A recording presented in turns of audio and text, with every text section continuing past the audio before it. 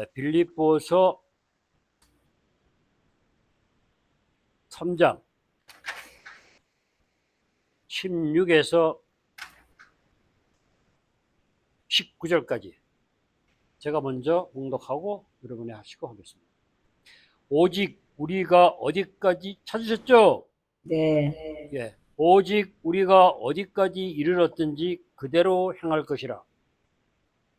형제들아, 너희는 함께 나를 본받으라.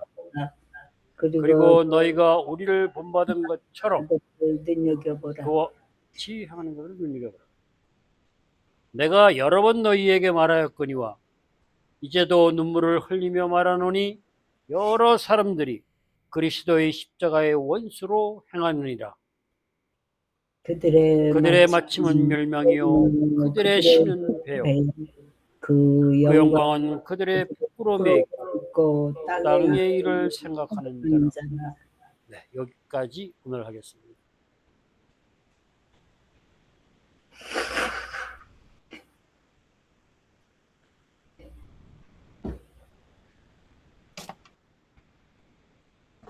눈물을 흘리며 항하노라.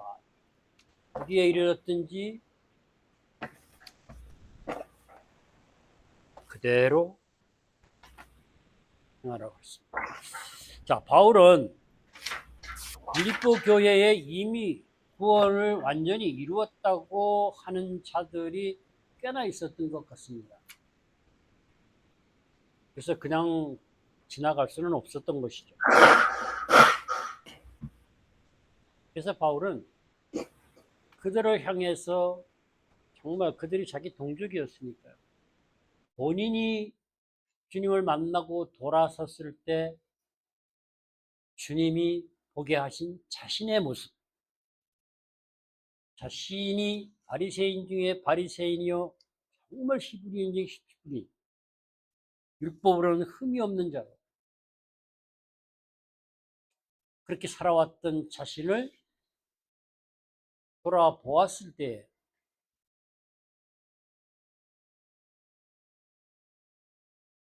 그 모습을 너무나 선명하게 생생하게 기억하고 있었던 것입니다. 그래서 자기 동족들이 그 가운데 있는 것을 정말 볼 수 없었던 것이죠.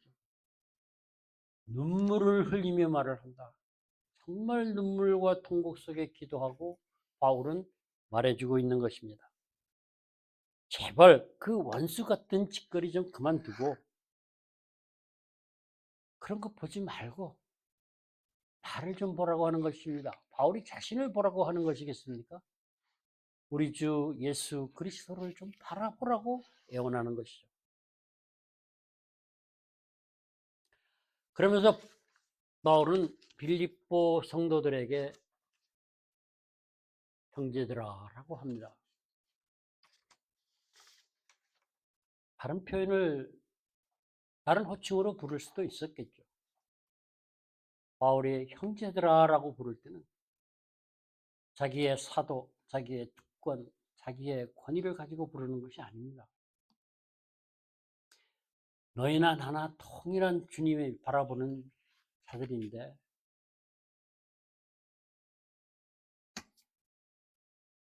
동등하다고 하면서 본받으라고 합니다.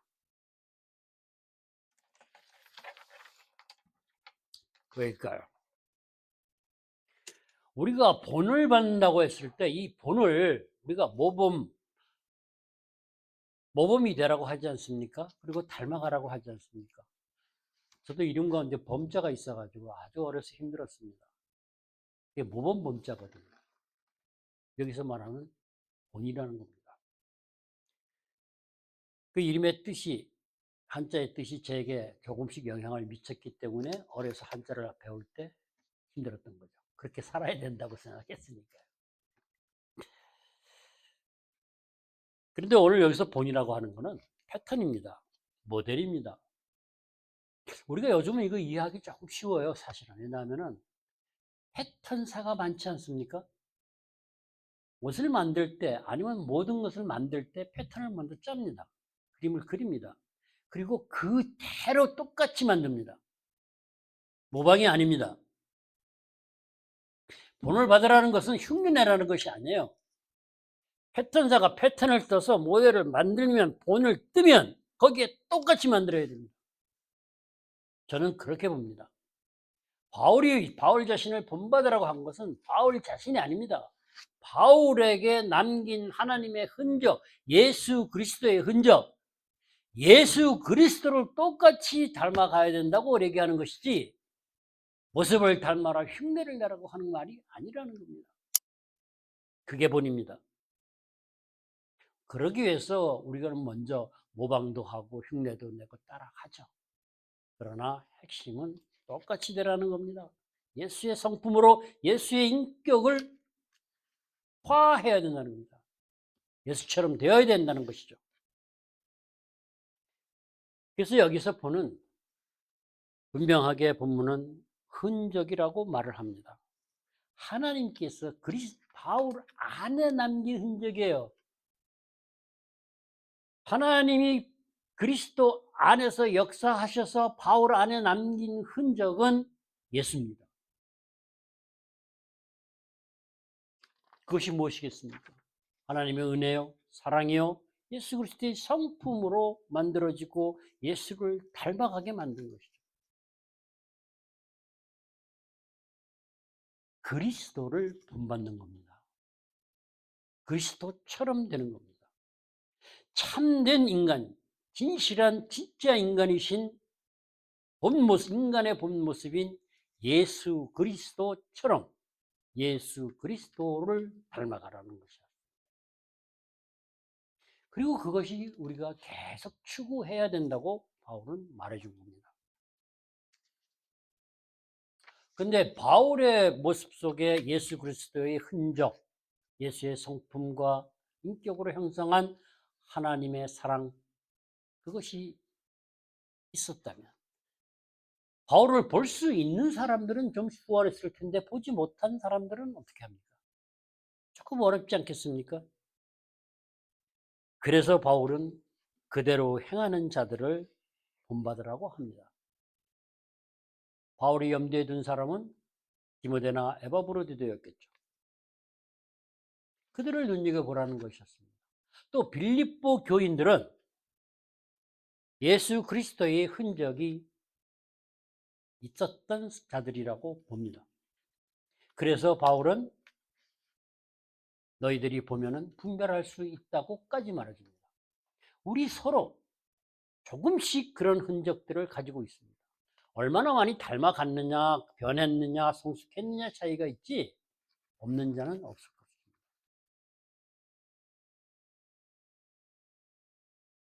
바울이 체험해왔죠, 그죠? 직접적으로. 그리고 그런 삶을 살았죠. 그래서 모범을 보여줬어요.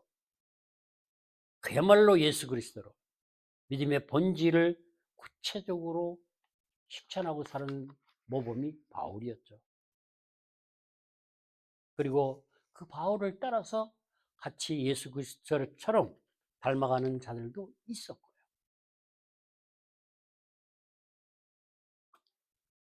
참 옆에 있다는 것은 그래서 좋은 것입니다. 보고, 듣고, 느끼고 닮아갈 수 있으니까요. 예수 그리스도를 또 그 비슷한 경우를 보지도 못했는데 어떻게 따라갈 수 있겠습니까? 그래서 딱 그들 옆에 있는 자들을 말하자면 그대로 행하는 자들은 일단은 바울을 보고 예수 그리스도를 볼 수 있었던 것이죠. 우리는 성도들에게 서로가 그들 안에 있는 하나님을, 예수를 볼 수 있어야 됩니다. 그것이 너무 중요합니다. 내 안에 있어야 볼 수 있습니다. 우리는 그 흔적을 보고 닮아가야 됩니다. 배워가는 것이죠. 그래서 바울이 본받으라고 하는 것은 자기의 권위가 아닙니다. 자기의 우월함이 아닙니다.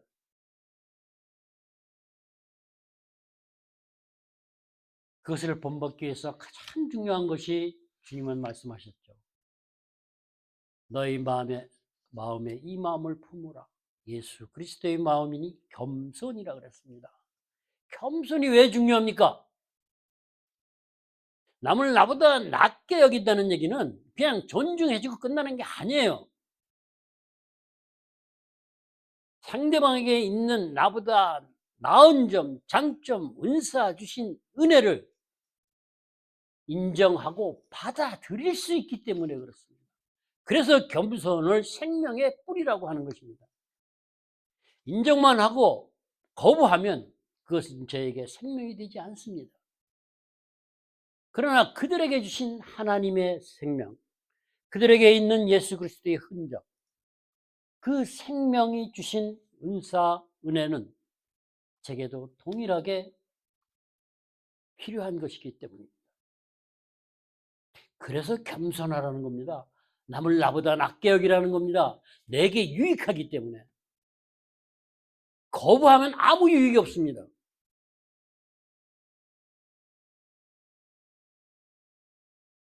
그것을 유익하게 함께 나누고 인정하고 받아들이고 그 안에서 하나님을 만나고 예수를 닮아가라고 함께 불러 모은 공동체가 교회 아닙니까? 그래서 교회를 그리스도의 몸이라 그러고 한 몸에 많은 지체가 있다고 하지 않습니까? 그리고 각 지체가 하는 일이 다르다는 것이에요. 그 다른 부분이 나를 도와준다는 겁니다. 예수를 닮아가는데, 내 성품을 변화시키는데, 내 자아가 죽는데, 내 중심이 죽는데, 내 가치관이 죽는데. 그래서 갈등도 유용하다는 겁니다. 하나님이 모든 것을 사용하시기 때문에 그렇습니다. 그런데 교회 안에서 보면 특히 사역자들 사이에, 리더들 사이에 그런 부분을 잘 받아들이지 못하는 경우를 우리는 종종 볼 수 있습니다. 다양성을 얘기하죠. 통일성도 얘기하죠.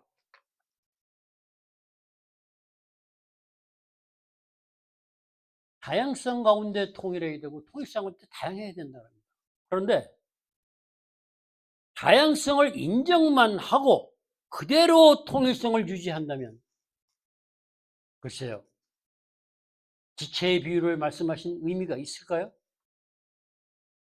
다양하기 때문에 내게도 필요한 것이 다양합니다. 사실은 다양한 것들로 이 땅에 있는 것들로 내가 자아가 형성되었기 때문에 그렇습니다. 그래서 남을 나보다 낮게 여기고 다양한 것들을 인정하고 그것을 통해서 그를 통해서 하나님이 하시는 말씀을 하나님의 음성을 내가 들을 수 있어야 된다는 겁니다. 그래서 인정하고 받아들여야 된다는 거죠. 그 사람을 받아들이는 것이 아닙니다. 그를 통해서 하나님이 하신 일, 하나님이 하시는 말씀, 그것을 우리는 들을 수 있어야 되고 받아들일 수 있어야 돼요. 그래서 다양한 가운데 통일성을 이루어갈 수 있다. 그렇게 받아들이고 내가 예수를 닮아갈 때 우리는 예수님을 바라보고 하나님을 바라보는 하나로 나아갈 수 있다는 것입니다. 그 자체만 인정하는 거로 끝나서는 안 된다는 겁니다. 그러면 하나님이 지체의 비유, 교회는 그리스도의 몸이니 한 몸에 많은 지체를 가졌노라. 그것이 형식이 되고 마는 거죠. 의미가 없어진다는 것입니다. 그래서 우리는 성경에 하나님이 하시는 말씀의 의미를, 의도를 분명히 알아야 됩니다. 예수 그리스도를 믿고 십자가에서 죽고 살아야 된다는 것이 너무나 분명한데, 그러면 내가 죽어야 돼요. 근데 모든 사람이 죽는 건 싫어해요. 죽어야 사는데 거부합니다. 특히 유대 율법을 최고로 삼았던 유대인들, 자신들의 지식과 자신들의 가치가 전부예요. 자신들이 가지고 있는 해석한 율법의 계명들을 가지고 자기 존재를 인정하고 자기 가치를 인정받고 그렇게 하기 위해서 살았던 것이죠. 그게 자기중심이에요. 자기를 위해서 그렇게 하는 것입니다. 그러면 십자가에 죽는 것을 받아들일 수 있겠습니까? 거부할 수밖에 없어요. 그들만 그럴 것 같습니까? 요즘도 똑같아요. 자기중심이라는 것, 이기심이라는 것, 그거 다 나를 위한 것 아니겠습니까? 나를 위하고 나를 존중받고 내가 인정받고 살기 위해서 우리는 세상에 이 땅에 많은 일들을 합니다. 그리고 그것이 기준이 됩니다. 왜 우리가 많은 보석을 두르고 몸을 가꾸고 명품을 걸치고 합니까? 그것이 자기 가치를 드러내기 위한 한 단편이죠. 권력, 명예, 돈 마찬가지입니다. 그것은 우리에게 필요한 것들입니다. 그러나 그것이 내가 의지하는 전부가 되고 나를 드러내는 모든 것이 되고 우상이 되어버린다면 그 자리에 주님이 설 자리는 없다는 것이죠. 그런데 우리가 이렇게 나를 인정받고 내 가치를 드러내기 위해서 하는 것들이 많이 배웠기 때문에 돈이 많기 때문에 꼭 그런 것은 아닙니다. 많으면 많은 대로 작으면 작은 대로 자기 가치 기준은 다 있어요. 그것이 자기 기준이 되는 것이에요. 근데 그것이 십자가에 죽어야 되는데 우리는 놓지를 못합니다. 두렵습니다.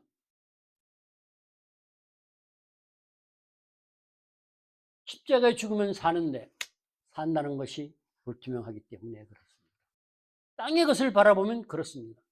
돈이 없으면 출세하지 못하면 인정받지 못하고 무시당하고 못 사는 것 같으니까. 그것이 아니라는 것을 분명히 알 수 있어야 됩니다. 내 안에 더 좋은 것이 있다면, 더 가치 있는 것이 있다면 그런 것들이 문제가 되겠습니까? 근데 바울은 분명히 말합니다. 땅의 것들만 생각한다고. 그것이 누구예요? 완전한 것을 이뤘다고 하는 자들입니다.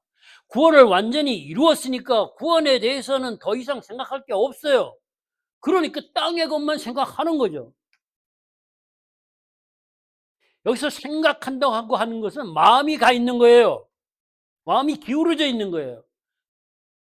구원, 오케이, 다 됐어요. 그 다음은 뭐예요? 땅에 있는 것으로 온 마음을 다 쏟고 있다는 것이죠. 그것을 바울은 지적하고 있는 겁니다.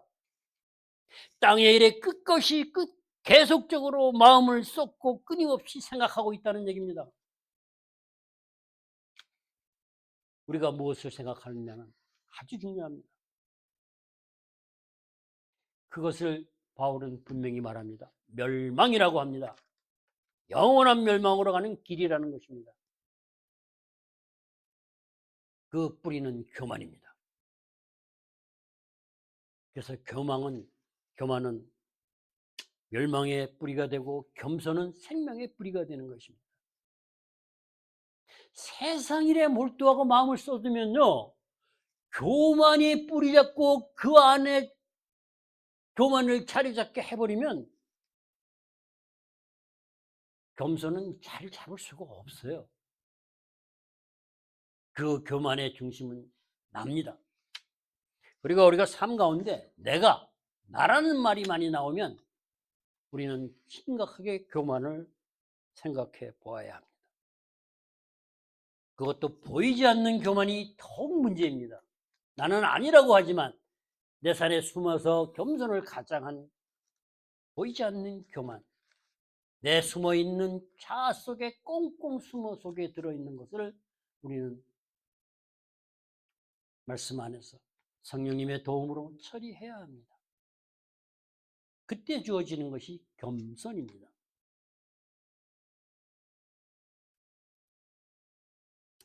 정말 교만은 무서운 것입니다. 우리가 이 땅의 모든 것을 사용해서 우리를 세워가시는 하나님의 말씀을, 하나님의 음성을, 하나님의 손길을 거부할 수 있기 때문입니다.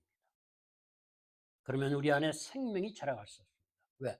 교만이 생명의 뿌리가 되기 때문에 그렇습니다. 한 몸의 다양한 지체,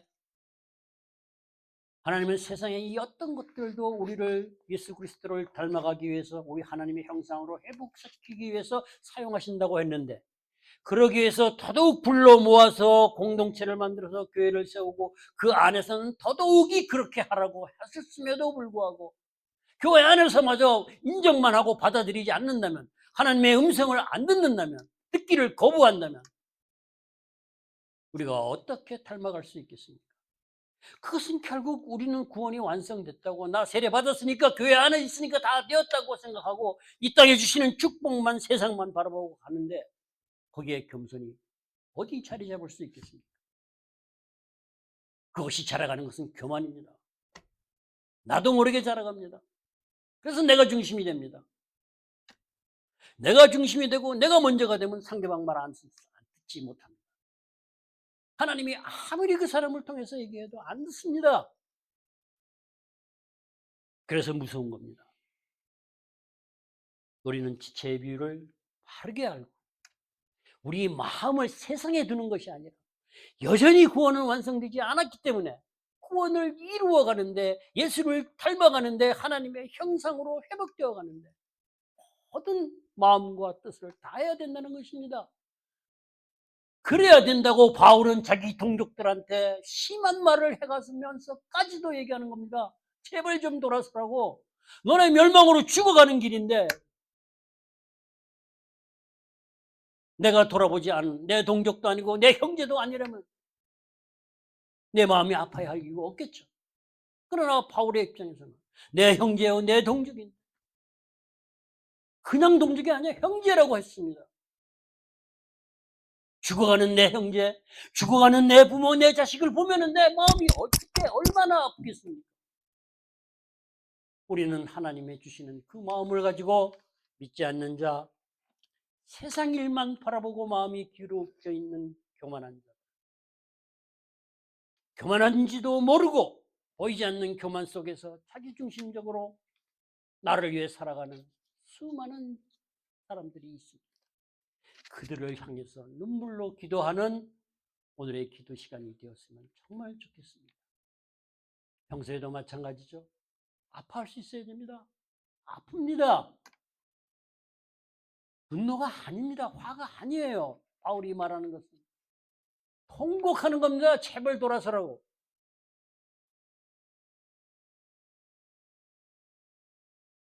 세상의 일, 세상 일인 필요합니다. 하지만 세상에 온 마음을 쏟고 오늘의 바울의 말처럼 세상의 일만 생각하는 것은 심각한 문제를 가지고 옵니다.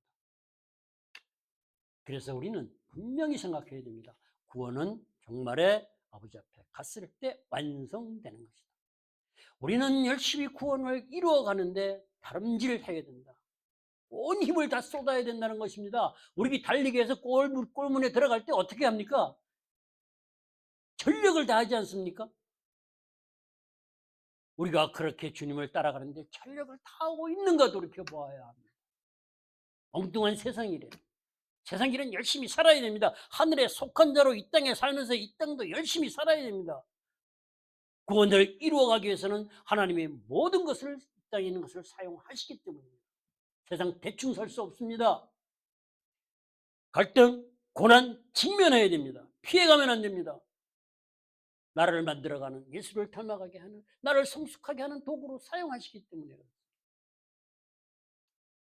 피해가지 말고 직면하면서 피해가고 힘들어하고 고통받는 멸망으로 들어가는 그야말로 땅의 일만 생각하고 내 배만 생각하는 욕심만 육체의 소욕만을 따라가는 불쌍한 형제 자매들 내 민족 이 땅에 하나님의 백성들을 향해서 바울이 눈물로 통회하며 간절히 기도하는 것처럼 그들을 향해 기도하는 우리 모두가 되는 시간이 되기를 축복합니다.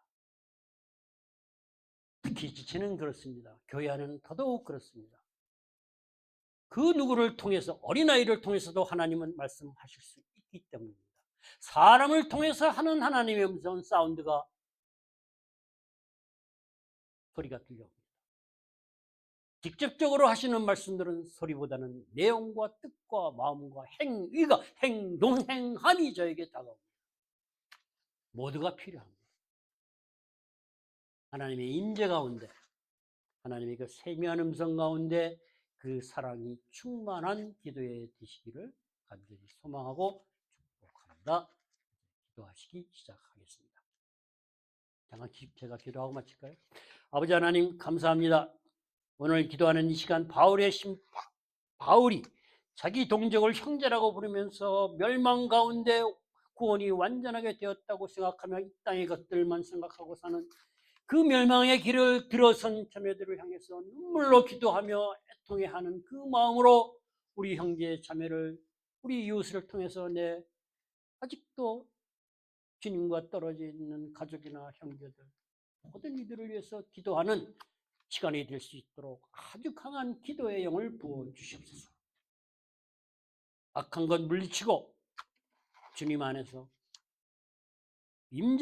영광의 임재 가운데서 그 사랑이 충만한 기도의 시간이 될 수 있도록 우리들의 보이지 않는 교만을 보여주시고 우리의 연약하고 부족한 부분을 하나님의 사랑으로 능력으로 채워주시고 아직도 묶여있는 상처가 있고 묶여있다면 아버지 하나님의 능력으로 그 사랑으로 풀어주시고 자유롭게 하여 주시옵소서. 영광의 임재가 충만한 기도의 시간으로 아버지 하나님 축복해 주시옵소서. 예수님의 이름으로 기도했습니다. 아멘.